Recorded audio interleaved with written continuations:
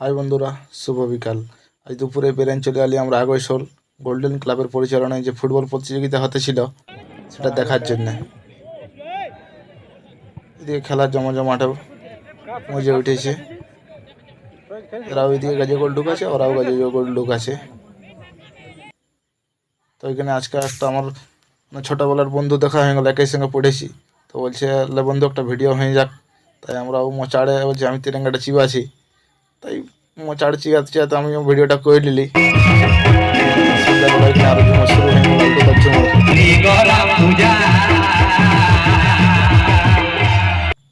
দিয়ে আমরা ওটুকু মানে নাচতে চলে আলি। দেখো তোমরা